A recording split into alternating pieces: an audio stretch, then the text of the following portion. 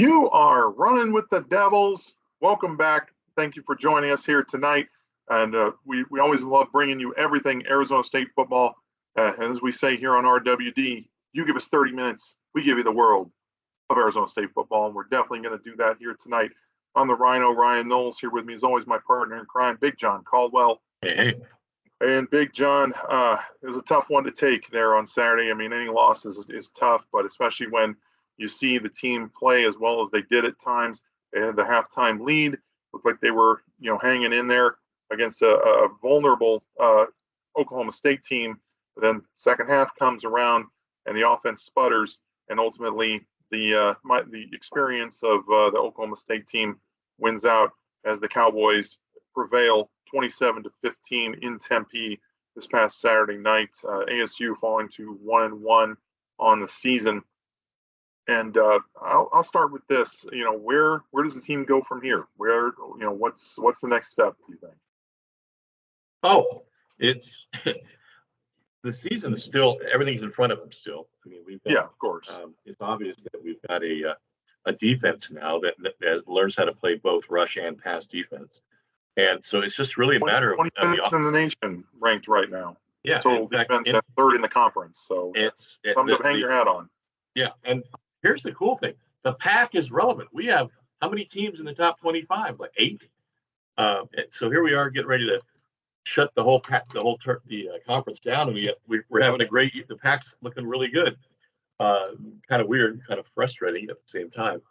But we'll, at the end of the year, we'll talk about where we're going. And I do see this team we just lost to, Oklahoma State, as being one of our natural rivals going forward.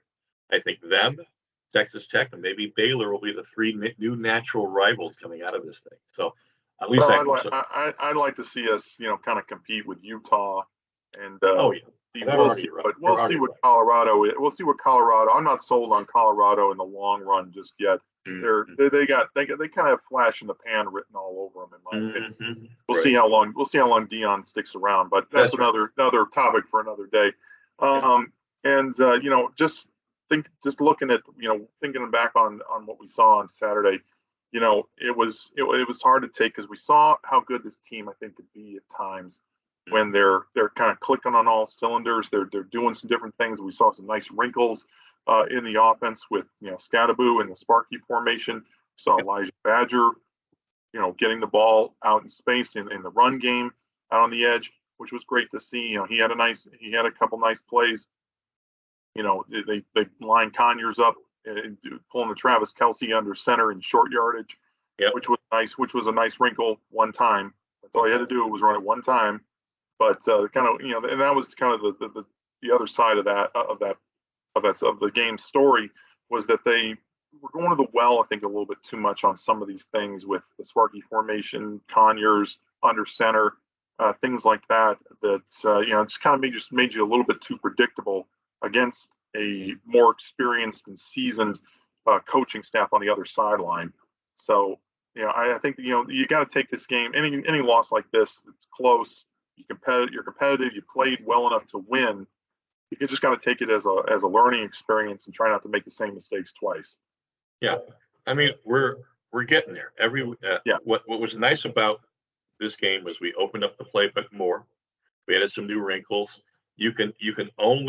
The mind can only go fast forward and say, well, they're going to open it up even more this week. But in conference, this is where you typically open it all the way up because you want to win in your conference. And but this is a really good test coming up. We'll get into it in a minute as to what kind of a team we're playing and what kind of scheme we're going to be running, and where we see the games. And we'll talk everything. We'll get into Fresno State in detail as we always do here on RWD. As the ASU will welcome Fresno State Bulldogs to Sun Devil Stadium this Saturday. But as we always do after a loss here on the show, we'll talk about what we learned, and that's presented by the Valley Athletic Booster Club. To support local athletics, check out valleyathleticboosterclub.com. And for me, I think just the defense is holding up its end. Even though they haven't forced a turnover yet this year, definitely would like to see that change this weekend. The pass rush was one of the bright spots in a game. That's one of the things I think you can take from a game like this is that the pass rush, even because they didn't have a sack against Southern Utah, they had 4.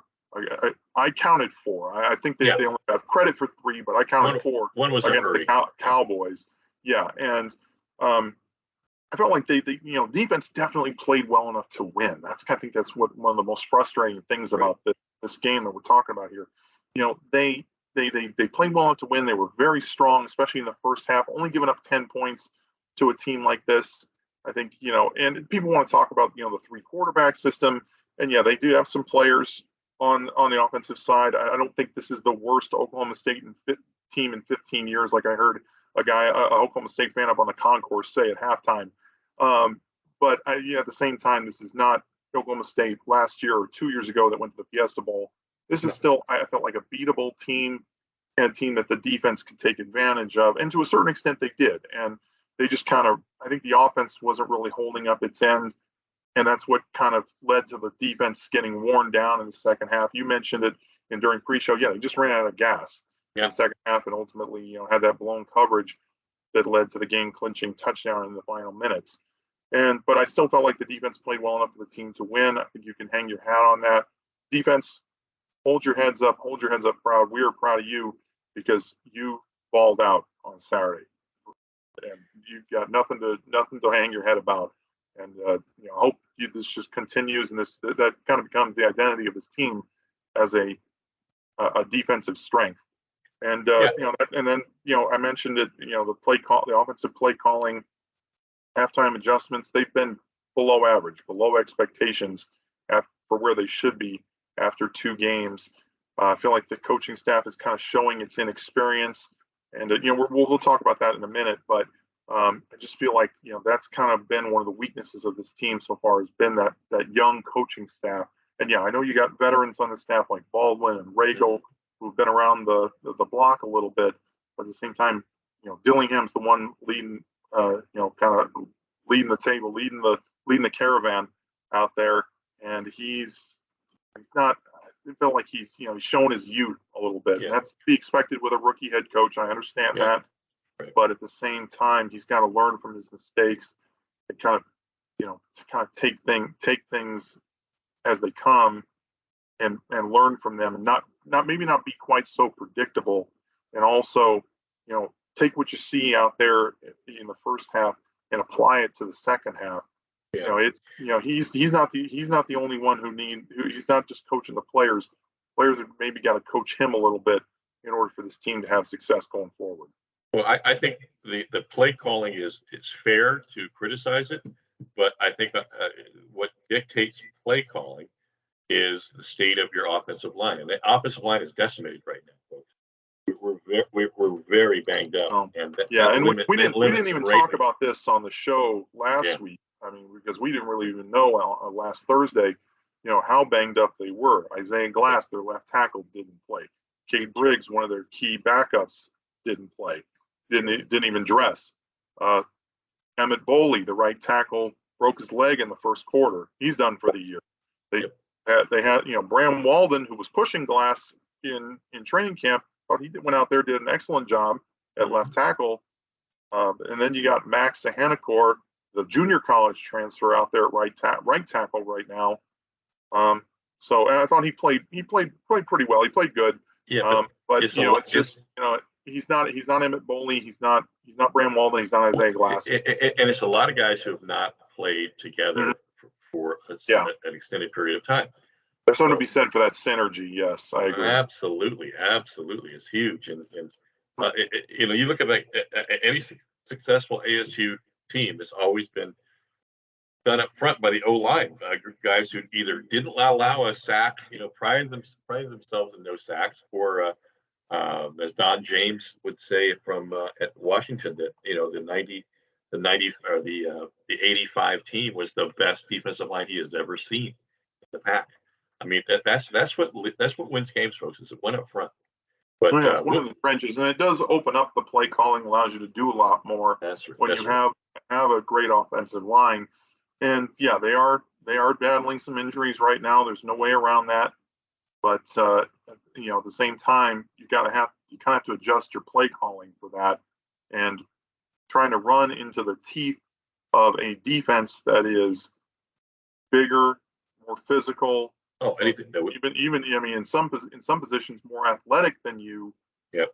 Is not the best way to go. And I hope that Kenny Dillingham has learned that after watching his team struggle badly in short yardage against the Cowboys over the weekend. For me, what I learned was that we really can play defense. I still had, in the first game, they hadn't proved it to me because it was like a weird thing with Haboob and coming out 3 hours later. But we really can play. And but the key is you can't keep us on the field all night. You got to get 3 and out. You can't. We were out of gas. There was those 2 stints in the fourth quarter. We looked tired, and we just didn't have the fresh horses to keep throwing at it. When I kept seeing guys like 91, Matus coming in, I love the kid, but he was just not the same caliber of ball player as Green or some of the other guys as far as the push they were getting up front or getting around the edge. So, and then the other thing, obviously, as our O-line is going, so goes our running game. And the running game, really, in this team, dictates what we're going to be doing in the passing game. They're very closely related. Well, with a true freshman quarterback, I think that you got to have a running game. Absolutely, right. You cannot put it all on his arm to carry your offense. And and there were times when the running game did look really good. And I like the wrinkle with the Sparky formation. It worked. It paid dividends. I like that they mixed things up a little bit between Scattaboo and DeCarlos Brooks. Yeah, they gave him some different looks, and those and things paid off. But I think that felt like they went to the well one too many times. They didn't mix up the play calling as much as I would have liked to have seen. I would have liked to seen them, not run between the tackles quite so much. Go to the outside once in a while. You got more, I think it felt like at some positions you got more speed than Oklahoma State, and they didn't take advantage of it. And I still like that. Again, this goes back to that the play calling thing. I don't know if it's a machismo thing. You're trying to beat them at their own game. Yeah, but you got to play to your strengths. I got a question for you. Yeah. Oklahoma State came out running pace. I thought our defense actually responded pretty well to the pace.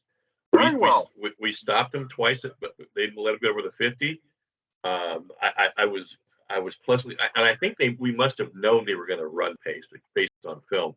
But I was pleasantly surprised to see that we were ready for that. Yeah, and that's something that Gundy has done in the past. He's not a guy who likes to, huddle a lot, right. But not huddle every single time. But you had to know you were going to see that at some point because that has been a hallmark. But the defense, I've got very few complaints about them at this point. I feel like that is kind of the strength of the team. They're further along for where you'd like to be than the offense. Certainly, just now it's time for the offense to kind of catch up and start holding up its end of the deal. I like what I've seen from the defense. Certainly, again, that pass rush was a revelation. I feel like on Saturday they definitely got after it. Hopefully, that'll lead to some turnovers going forward. That could hopefully key the offense, give them some short fields to work with that they can take advantage of. So I think that for this game, things will play out a little better going forward. Clayton Smith now becomes number 3 on our defensive end. Yeah, really becomes the guy in film every week that you have to mark. You have to know where he's going to be. You cannot let this kid go because he's just too dangerous. Him and BJ Green, because BJ Green had a great game. Yeah, I think the 2 on the field at the same time is really a tough scheme. For anybody. In passing downs, I think that is a great combination to have them on each side, or even you can even BJ's got experience playing the inside. You can even move him inside on passing downs. I agree. He'll find a way into the backfield. Well, that's pretty much what they decided to do with him this year because they knew he was strong and they could let him move inside and have a little more flexibility out there, a little more success from the end coming out. From the tackle. Again, on passing downs because he also sets the edge well in the run game too. Right. So I don't want to see him on the inside exclusively. No. I think that I think on rundowns, that's where he's going to be, is on the inside for sure. But on Clay the outside in rundowns. yeah, and Clay coming off that left edge really looks good at times. Definitely. That's a good counter. Definitely like what I've seen out of him. Deshaun Mallory made some plays. Yes, he did. Prince Dorba had shined out there as well. He flashed as well. So there was a lot to like out of that defensive front. It felt like Travion Brown. When Oklahoma State went to the outside, he did a great job in pursuit there a couple times. Tate Romney had another nice game. Yep. There's a lot to like about this defense right now. I think the only thing missing, if I had to point one thing out, is just no turnovers through 2 games. Yeah, so you gotta go out there. You still gotta force at least a couple takeaways. Well, to try to help your offense out. I know you keep saying it in the pregame show, and that is we really are looking for guys like Roe Torrance to step up and to not just knock a ball down, but take it. And same thing with Jordan Clark. They're always around the ball, but and maybe it's just the film study or just the scheme that they're in right now. But man, we're ready. Hopefully, being around the ball will lead to taking away the ball. Jumping around, right? Yeah. Well, so that's what we learned this week, presented by Valley Athletic Booster Club. And now, we touched on. Come back. Lost you. Well, I will vamp here for a second. How's the offense going forward? And I'll start with just kind of being a little less predictable. Maybe not going to the well quite so much. Mixing up the play calling a little more. Maybe giving obviously there's giving the defense different looks, but also not necessarily running when you're expected to run or passing when you're expected to pass.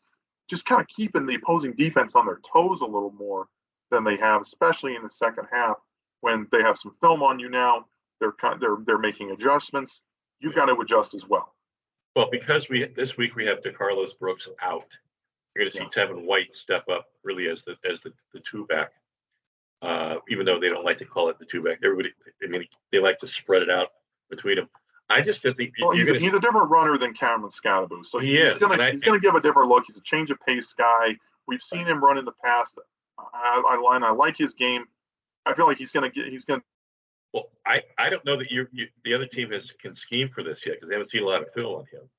So it's going to be a completely different kind of running game this week, and hopefully you'll see White getting off a little bit in certain situations. I like him because he does have he's not real north south. He just has a little wiggle to his game. A little he can throw a little juke at you and get to that second level sometimes. Ryan, we lost you again. You're frozen. I'm just going to keep vamping here until you come back. But I think we can improve this offense in a number of things. I think we keep looking for this long ball. I don't think you should give up on it, but I think you should be trying to run some routes with Badger, especially. X had a real isolation play, that slant from the left side where he was open but dropped it clearly. It was a little low, a little below the waist, but that was a catchable ball. If the old adage in as a wide receiver, if you hit you in the hands, you should be able to catch it, right? Even though he's a little bit of a body catcher. We're not going to have Mr. Conyers back this week either. He's out with a little nagging injury.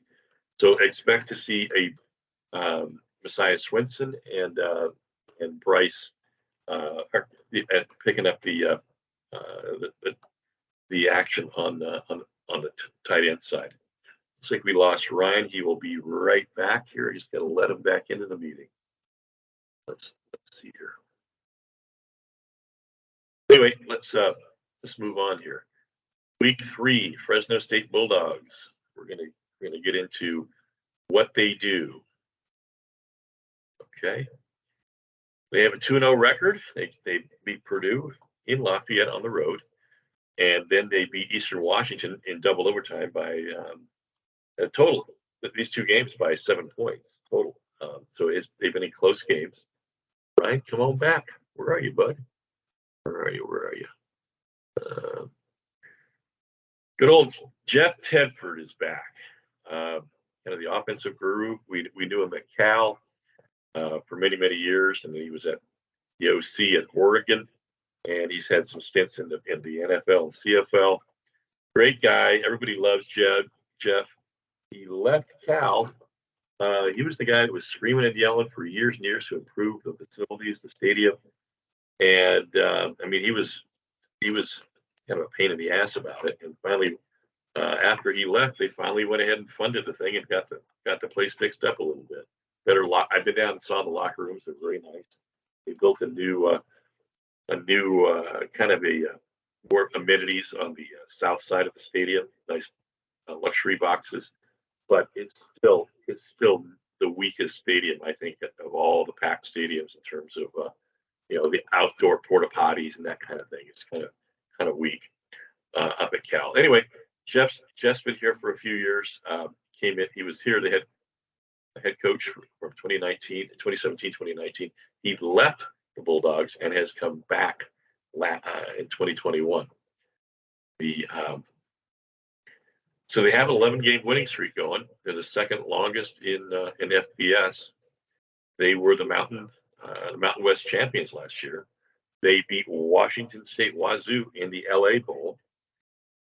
That was a rather demonstrative win, kind of surprising, where they pulled that off. And then they beat us, if you remember, back in the 2018 in the Las Vegas Bowl, 31-20. That was, I believe, Manny Wilkins's last year, if I remember correctly. Here comes Ryan. Here's Ryan. Here's Ryan. So I've been kind of running this without you, bud. Just going over where Fresno State. This is the thing. Yeah, when you're dealing with a podcast, you're kind of relying on your internet connection. And unfortunately, I apologize for that, folks. But I'm back driving the ship now. Thank you, Big John, for holding down the fort. And just talking about as we get in here to Fresno State, this is a very good, just a very good football team. Even though they're not Power 5, certainly they have some Power 5 talent on this team, and they're led by one of the best football minds in all of football, and in all of college football. And he's been around the block for a while. Of course, they got that 11-game winning streak, second longest in all of college football, behind Georgia. They're Mountain West Conference champion last year, defeated Washington State in the LA Bowl. And ASU's got a bit of a history with them, back to the Las Vegas Bowl in 2018, losing 31-20. So, this is a team that this is a program. They've always been able to produce good players.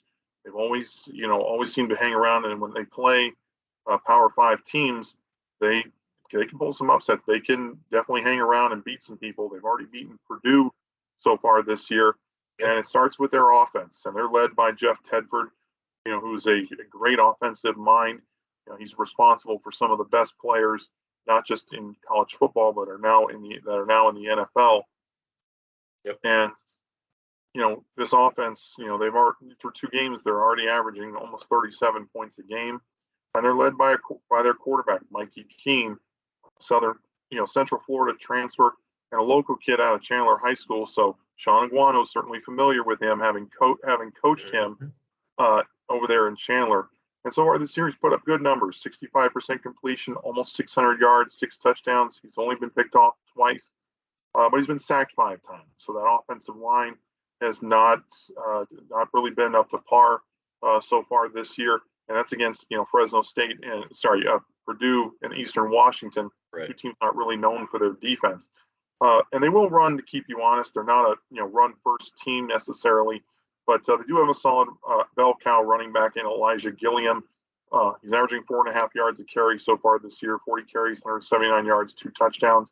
They've got a couple nice change of pace backs in Devin Rivers and Malik Sherrod, but the 2 of them only combined for about 16 carries so far this year. So it's really Gilliam at the running back position. They'll mix in the other guys just for different looks, but Gilliam has kind of been the guy so far this year. But their passing attack is really what they're known for, and they're They got a dangerous receiver out there in Eric Brooks. 17 receptions, 265 yards, and 3 touchdowns. This kid has big play written all over him. He's kind of on the smaller side, but he's fast. He is a speedster out there. So you definitely need to know where he is at all times. This is a guy I feel like D Ford he kind of match up with. He's kind of tailor made. They're kind of both kind of small, kind of shifty, but he's a guy that you can line up out there and who can stay with a guy with the speed of Eric Brooks. They got some of their other receivers. They're going to spread the ball around in this offense. That's always been a hallmark of Jeff Tedford's offense. Not an air raid necessarily. It has some air raid elements, but it's more of an old school spread. Jeff Tedford was one of the first to adopt the spread and use it in his offenses when he was originally at Fresno State, back in the day, back when David Carr was the quarterback there, and then he brought it to Oregon and then to Cal, obviously. Cal, right.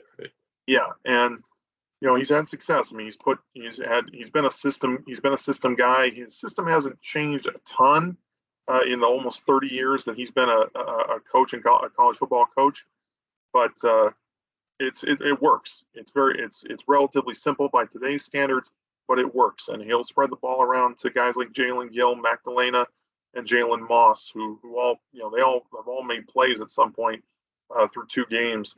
And then they'll incorporate the tight end too. Trey Watson's kind of been their leading receiver, but they have a former walk-on in Jake Boust, who they're very excited about, who's made some plays so far this year. He had a big touchdown catch a couple weeks ago as well.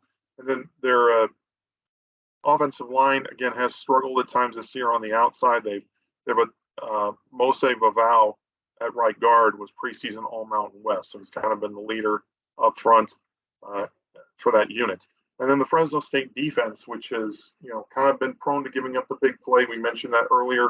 They've allowed teams to put up some numbers against them. 33 points per game allowed so far, but they do have 10 senior starters on this team, and a few more on the second team as well. And they've haven't made a ton of plays at times, but they're solid. They've kind of been able to make plays when they've needed to. That double overtime game against Eastern Washington, they came up with a big interception that sealed the game. Oddly enough, their only interception so far this year. But Kevin Coyle, he's an experienced guy in his 6th season at Fresno State. He's kind of been Jeff Tedford's guy with the Bulldogs, and they're led by middle linebacker Lavelle Bailey. And this guy, he definitely fills out the stat sheets. 12 tackles, 2 pass deflections, an interception, and a forced fumble so far this year. He's not the biggest guy, but he will play downhill, and he runs well sideline to sideline. More of an athletic guy than a guy who's going to be a thumper out there at the middle spot. But definitely somebody that you got to know where he is at all times, because he's a playmaker. And then up front, defensive tackle Johnny Hudson Jr. Is having a solid year so far. He's got the only sack on the team as well. He's a solid, another one of those seniors out there. Devo Bridges, another guy at the defensive end spot. He's made 11 tackles through 2 games. He was a preseason all-conference player as well. So a lot of definitely got to know where he is and get a body on him at all times. And then in the secondary, they got a couple nice corners in Carlton Johnson. This guy's a playmaker. He's got 3 pass defense on the year, along with 5 tackles, and he's seen ASU before with Southern Utah. So he's kind of become their shutdown guy out there. But they've got some nice players in his secondary, some guys that flash on film. And that nickel corner, Maurice Norris Jr., 13 tackles for 2 games at the nickel spot. That's impressive. So again, not an overpowering defense, certainly not one that's going to scare you necessarily on film. Again, prone to giving up the big play. They give up almost as many points as they've scored. Those 2 wins again by a combined 7 points.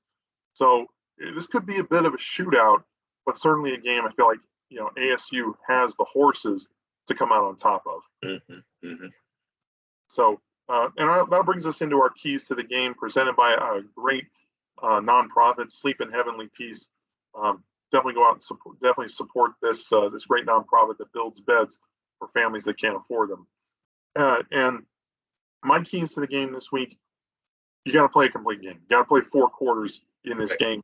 No, you can't have that drop off in the second half. 3 points in two second halves combined for 2 games. That's embarrassing. That cannot happen. That cannot be a trend. You've got to score more than 3 points in the second half. You want to win this game because this game could end up in the 40s before we know it. I mean, it could be a bit of a shootout. And then winning the turnover battle, I think, is huge in a game like this. I mean, you got to steal some possessions against this Fresno State team that likes to throw the ball downfield, likes to put points on the board. That's their bread and butter. That's their game. And you got to get the monkey off your back as far as no turnovers through 2 games. Go out there and force some turnovers, get some extra possessions for your offense, give them some confidence against this defense that has been prone to giving up points. And I think that's going to be kind of the identity for this team until Jaden Rashada and that offense kind of find their stride a little bit more. The defense will have to key the offense to a certain. I agree. I like that strategy. So for me, you've got to get this run game especially in this game going. If you have any hope of if you want to score, especially in the second half, you have to run to establish the pass. This team you can see, is predicated on it. So with a beat up O line, we've got to find a way. Probably we're going to move Ram Walden. I would think maybe out to the right side if we get Glass back this week. It's an option, yeah. Yeah. But we've got to find. And I like Hanakor. I like what he did against kind of coming into a tough situation. It's his first game playing significant snaps as a junior college transfer against a quality defensive front in Oklahoma State. Now I think that you can put him out there and he's going to be reliable to get the job done. So hopefully but yeah, you're right about that offensive line. They definitely got to find a way to have success in a game like this. Yeah, and you lost your best blocking tight end in Conyers, so you're going to have to see Bryce or Messiah really step up on the tight end side of things. And we've got to sustain. To me, the other key is you got to sustain drives. You just can't. 3 and outs are not going to get it done. You have to stay on the field for a while offensively, because we put our defense out there way too much in that second half. I felt, and I could see them. They were pretty gassed in that 4th quarter. Absolutely. So I mean, it's a way to manage the clock, manage your play calling to keep the sustained drives going, keep the chains moving. And so that's what I'm looking for is more sustained drives, and the defense has got to get off the field. Yeah. And that's the thing. That's the other thing too. Oklahoma State was 8 of 16 on 3rd down for the game. You got to try to keep them at 40% or lower. That's ideally. Right. That's right.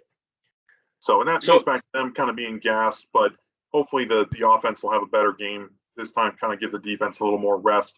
So again, we can play that 4 quarter game as a team. So prediction time. We're a little bit divided this week, and usually John, who's the ASU homer, kind of takes the Sun Devils. We're switching roles this week. I've got ASU pulling out the 31-27 victory at home. I feel like this is a game that the offense can kind of get right a little bit. No haboob, no overpowering defensive front from the opposition. This is a game that I feel like you can go out there, score some points, get some confidence as an offense, and kind of get right leading into conference play. And I think the defense will continue to hold up its end. I predict they'll get at least 1 turnover, and it's hopefully more than 1. Right. But at least 1 turnover, and that 1 turnover could be the difference as they welcome the Bulldogs into Tempe. But I still have a feeling that ASU is capable of winning this game. We just haven't quite seen how good they can be. I think we'll get a better picture of that in this game. So for me, until I see us play 4 quarters, until I see a freshman who put it together and at quarterback and really lead this team, sustain drives, move the chains. Sure. Yeah, it's just not there for me yet. Especially, and like I say, this game is going to be very predicated on establishing the run. We don't have a running quarterback. if he runs, is not by design, folks. So I just think that everything, we don't have to play the perfect game to win, nor do we have to be flawless. I mean, I did like the fact that our penalties went down this week. Our execution was better. We looked sharper. Yes. But until this offensive line really gets right, there's just too many questions for me. So I'm picking the Bulldogs to cover. Well, actually, I think the spread opened it at they were 1 point favorites and it's gone to 4. It was at 3 last I saw. Oh, it's at 4 now. It's at 4 now. Vegas definitely taking the Bulldogs, huh? Well, I think what happened when the 2 injuries who were announced. Yeah, that probably didn't help. I think it moved from 3 to 4. So that's kind of where I see it myself. So, but I do. Yeah, hopefully we'll put this thing. We'll right the ship and play 4 quarters, and not try to just I think our play calling has to get better, than it has been the last couple of weeks. And I think we have to get better in the second half. There's just by necessity. Yeah, I think you're absolutely right. And hopefully, this coaching staff, while young, hopefully they learn quick and kind of wise up and don't make a lot of the same mistakes twice. We've learned by now who the playmakers are. We know where to go to. Yes. It's not like we're trying to discover playmakers. You got plenty of playmakers out there. Yes. And so now it's time to put the ball in the playmakers' hands. So let's see if they can actually do that. So that's really we have so that'll do it for this week. And we got a 7:30 kickoff once again. A little cooler. Yeah, it should be. ASU breaking out some different unis. This is going to be. Obviously you want to wear gold to the game. Yeah. But ASU breaking out. They just revealed right before we went on the air. They revealed their uni combo this week. They got the white helmets with the big Sparky head, and then the maroon jerseys and white pants. So a little different combination. I like that combo. Obviously ASU not playing Oklahoma State this week. Thank you to our graphics department. Oh, there you go. Yeah, I'm allowed 1 per game. Per show. Yes. Well, it was the same time. Yes, it was, and we'll certainly be out there pre-gaming in the North parking lot, lot 59, as always. Big ups to the Valley Athletic Booster Club for hosting that, and the Oasis at the Oasis. Yes, and we always have a great time out there, and hopefully this will be a get right game for ASU going into Pac-12 play, because it's going to be a little bit of a gauntlet there with as well as the conference is playing right now. Hopefully they can kind of work some things out in a game like this, and get back to some winning ways here as we close out the non-conference schedule. So that'll do it for us here on RWD. We want to thank you for tuning in as always. Want to click that subscribe button, comment, like, all that good stuff, and let us know how we're doing. And we say good night. Go Devils. Forks up. Burn the Bulldogs. Dilly dilly. Activate the Valley. Let's go, baby.